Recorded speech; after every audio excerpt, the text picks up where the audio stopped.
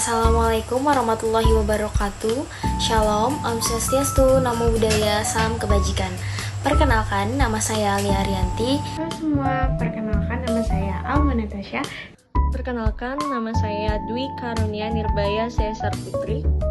Perkenalkan, nama saya Rizky Mario Putra Rahab. Perkenalkan, nama saya Sultanah Yasmin Nursyahindra Gisma.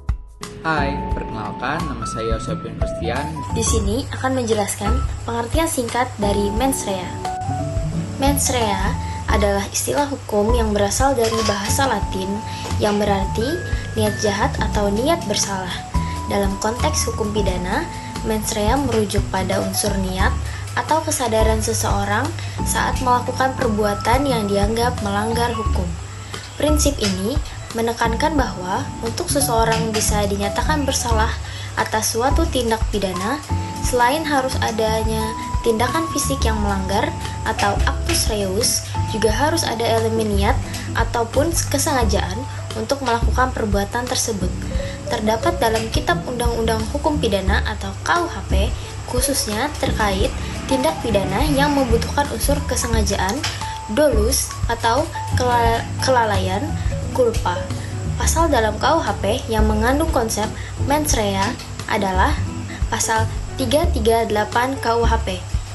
Barang siapa dengan sengaja merampas nyawa orang lain diancam karena pembunuhan dengan pidana penjara paling lama 15 tahun.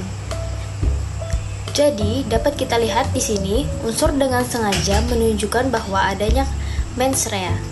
Yang kedua, Pasal 359 KUHP, barang siapa karena kesalahannya atau kelalaiannya menyebabkan matinya orang lain, diancam dengan pidana penjara paling lama 5 tahun atau pidana kurungan paling lama 1 tahun. Pasal ini menunjukkan adanya konsep culpa sebagai bentuk lain dari mens rea. Mens rea adalah konsep yang sangat penting dalam hukum pidana untuk menentukan tanggung jawab seseorang atas suatu tindak pidana. Selanjutnya saya akan menjelaskan tentang asas hukum pidana mens rea.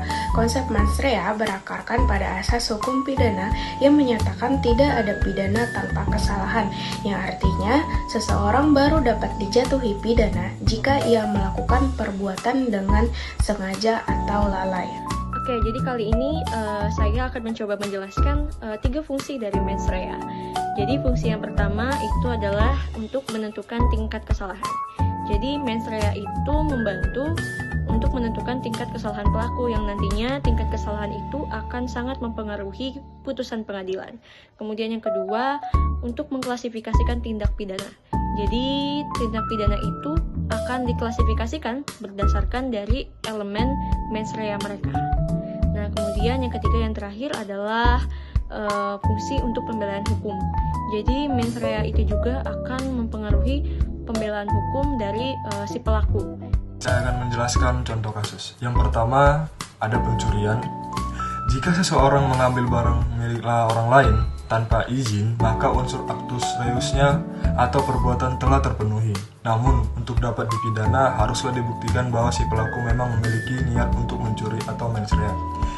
Yang kedua, ada pembunuhan.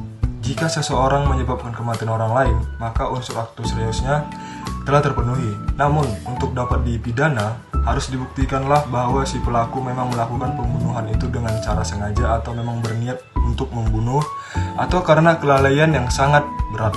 Yang ketiga, ada penganiayaan.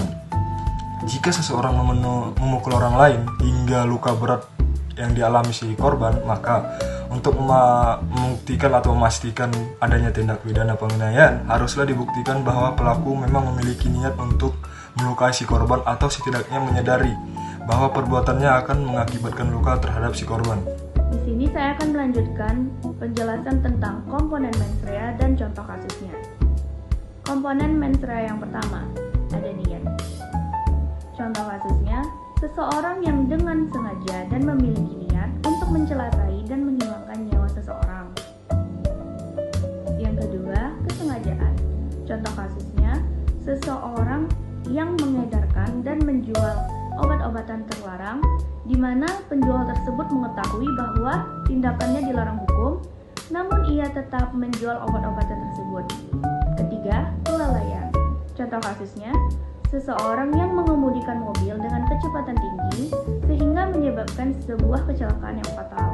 Keempat, kecerobohan. Contoh kasusnya, seorang dokter yang sedang menjalankan tugasnya mengobati pasien, namun dia tidak menjalani sesuai prosedur yang ada sehingga menyebabkan cedera pada pasien tersebut. Ini saya akan memaparkan yaitu tentang kesimpulan. Mens rea adalah konsep penting dalam hukum pidana yang berfungsi untuk memastikan bahwa hanya orang yang bersalah yang dihukum. Dengan memahami mens rea, kita dapat lebih memahami bagaimana hukum pidana bekerja dan bagaimana hak-hak kita sebagai warga negara dilindungi. Sekian. Demikian beberapa penjelasan yang dapat kami paparkan dari kelompok kami. Terima kasih atas perhatian dan juga terima kasih sudah menonton.